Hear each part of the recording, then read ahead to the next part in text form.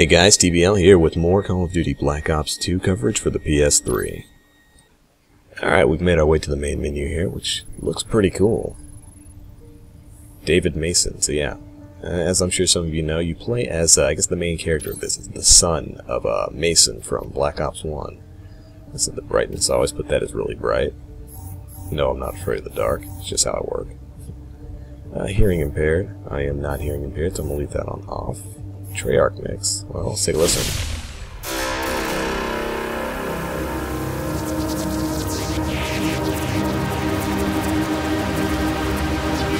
Sounds like we're about to start into some dubstep. I guess that adjusts the audio levels, like presets. Yeah. So we set up our horizontal and vertical clipping view, and a little more, a little more, a little more. Perfect. Well, almost perfect. Graphic content, just going to leave that on. And here's the main menu. You can choose campaign, zombies, or multiplayer. We're going to jump straight into multiplayer right now, so we can take a look at all the weapons, perks, attachments, and other assorted goodies in Black Ops 2.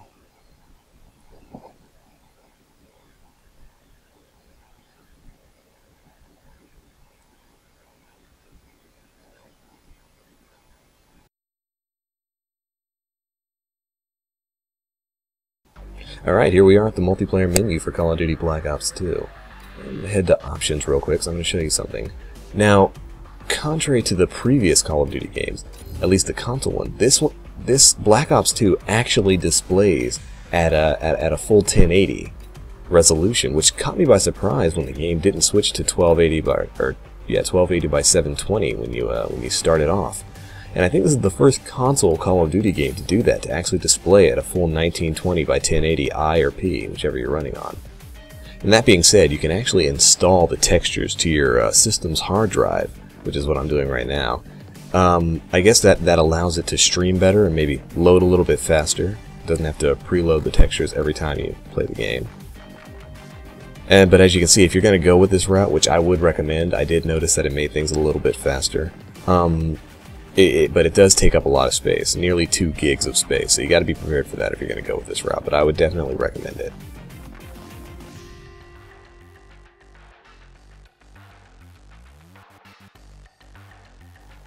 And this is going to take a while, so I'm just going to go ahead and skip ahead a little bit until it's done installing the textures. Oh, a friend of mine is now offline. I'm sure he'll be back.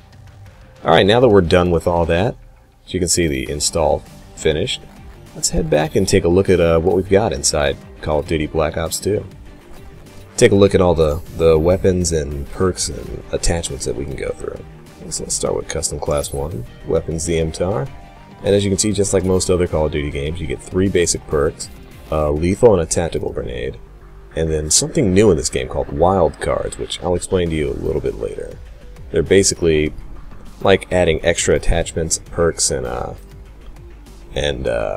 weapons like extra grenades and such to your loadout. And you see at the very top, 8 out of 10. That's the points you use to allocate to attachments and perks and whatnot. So we got the MTAR, the Type 25, which is like a modified fully automatic Type 95 from Modern Warfare 3. The Spot 556, it's like the M16. The FAL OSW, which is like all the other FALs, a single shot, long range. The M27, fully automatic. The Scar H, which is a classic of the Call of Duty franchise. The SMR, which is a semi-automatic assault rifle. Insane damage output, apparently. The M8A1, which is kind of like an M4, except it's a burst fire, so a 4-round burst. And then the good old-fashioned AK-47, except it's called the AN-94, which is a little different. I'm going to go ahead and go with that. Let's take a look at the perks. We've got Lightweight, Hardline. Lightweight makes you run faster. Hardline, you earn your score streaks faster. Blind Eye makes you undetectable by support units. Flak Jacket, so you can take less explosive damage. And Ghost, which is different than how it is in Black Ops 1. You're invisible from radar, but only as long as you're moving or performing an action, which is great. So if you're standing still, you show up on radar. Now for your second tier perks, we've got Toughness and Cold-Blooded, which is different than how it is in Modern Warfare 3. I'll just let you read through that. Fast Hands, which is like the pro version of Sleight of Hand from Modern Warfare 3. You switch weapons faster. Hardwired, which makes you immune to counter UAVs and EMPs, sort of like Assassin Pro from Modern Warfare 3. And then Scavenger, which lets you pick up packs from downed enemies. Now Perk 3, we've got Dexterity, Extreme Conditioning. Another cool one, which is introduced to this game, Engineer. Shows enemy equipment and allows you to booby trap enemy care packages, which is awesome. Awareness. Dead Silence. Awareness is cool. It's good for people who have headsets. It makes enemies, lets you hear enemies easier, I guess. Dead Silence makes you, completely quiet. And Tactical Mass makes it reduces the effect of stun grenades and flash grenades. Now as for the lethals, we've got grenades, Semtexes, a combat axe, which is replacing the tomahawk, bouncing betties, which are from Modern Warfare 3. The good old-fashioned C4s and Claymores.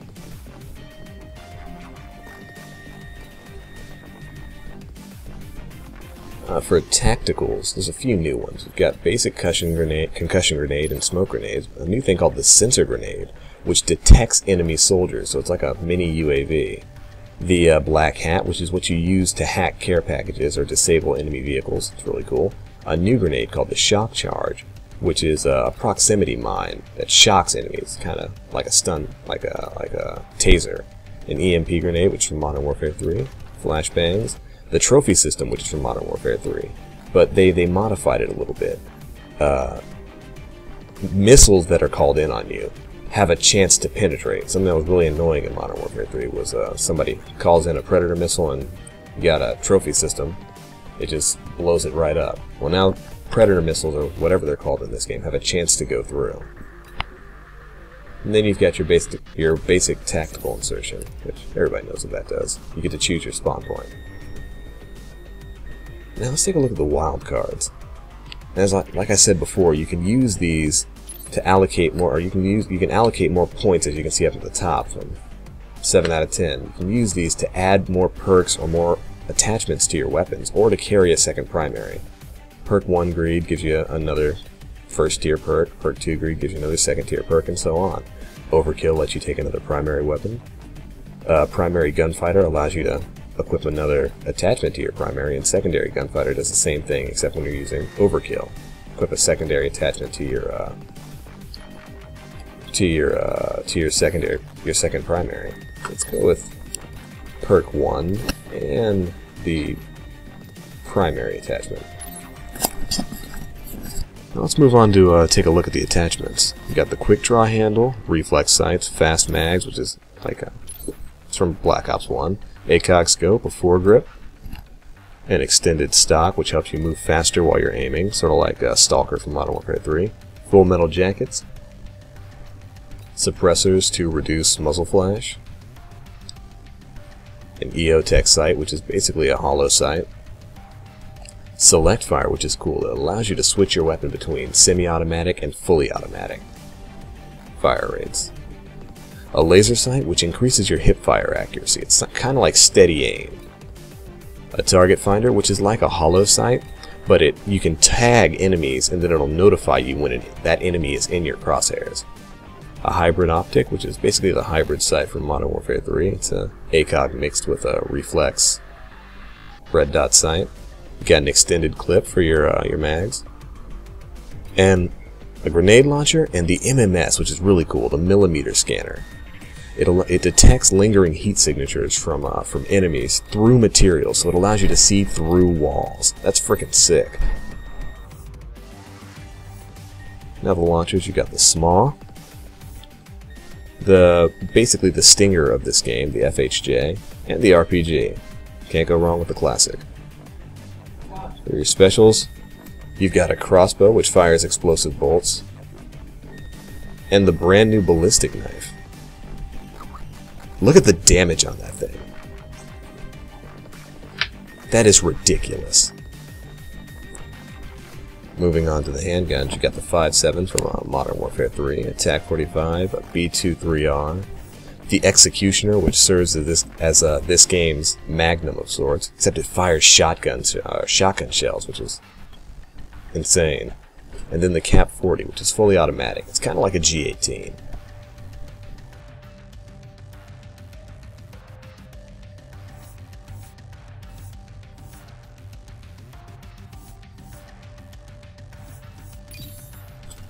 Now, another cool thing is the attachments you can put on pistols. They have their own branch now. You can put on a reflex sight, extended clips, laser sights. We've gone through most of these before.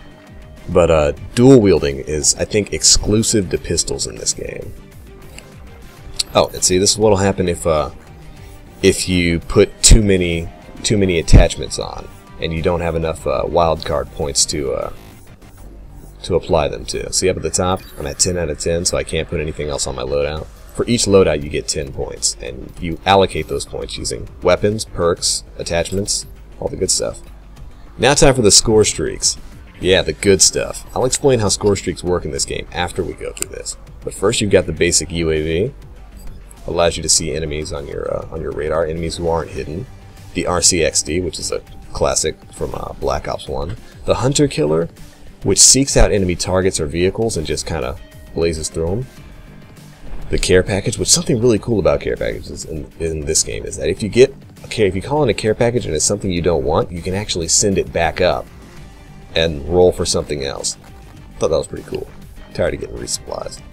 Next, you've got the counter UAV. The Guardian, which is a placeable dish that projects a cone of microwave radiation and stuns or impairs enemies. It's kind of like the shock grenade thing. The classic looking Dragonfire, which you control from the skies and just tear up enemies. It's like the recon drone from Modern Warfare 3, except you can shoot. The War Machine, which is a sentry gun that fires grenades. Awesome. The Death Machine, which is another one from Black Ops 1. It's a Gatling gun that you get to call in and walk around. The classic sentry gun, except a little more high-tech. Oh, what's also cool about the sentry gun is you can remote control them now. The Lightning Strike, which is basically like a mortar strike or a precision airstrike. The Hellstorm Missile is basically this game's Predator missile. Oh yeah, now these are cool. The AGRs, the big robots that you see all over the trailer. You actually get to call one in and then control it. Or let it go on its own. The Stealth Chopper, I'm predicting this is probably going to be the big damage dealer in this game. It's basically an attack helicopter that does not appear on enemy radar. The Orbital VSAT is basically like the advanced UAV from Modern Warfare 3. The Escort Drone serves a purpose pretty similar to the AH-6 from Modern Warfare 3. EMP Systems is a basic EMP, shuts down enemy electronics. The Warthog does strafing runs over the battlefield, so it's kind of like strafe runs from Modern Warfare 3. The Swarm calls in a bunch of those little the Hunter Killers from before to take out enemies. The K9 unit is, you know, another classic Black Ops thing. The VTOL Warship is basically this game's chopper gunner. And the Lodestar is like the Reaper. You lace targets and then you blast them with missiles. So that's it for all the score streaks in this game. And actually, I think that's pretty much covered most of what we can go through with this. So let's take a couple of look at the options. All the actually, yeah, I should probably explain what score streaks are in this game. They work differently than other modern or Call of Duty games. You don't simply get kill streaks for taking out enemies. You get points for taking out enemies or performing team actions. Say if you're playing domination, if you take a domination point, you immediately get 200 points towards your score streak. And then if you take somebody else out, I think it's about 100 points to your score streak. So you no longer have to specifically just keep killing enemies to get a streak going. It's kind of like an improvement upon the support kill streaks from Modern Warfare 3. It makes it easier for all kinds of players to build up points. You can build up points if you're doing nothing but playing the objective, which is really, I think, a positive move forward. It's kind of like Medal of Honor. Anyway, I think that's pretty much everything we need to go through for basic multiplayer stuff. Alright, we're probably going to have a couple of videos coming up showing off the actual score streaks in battle. So keep your eyes open for that.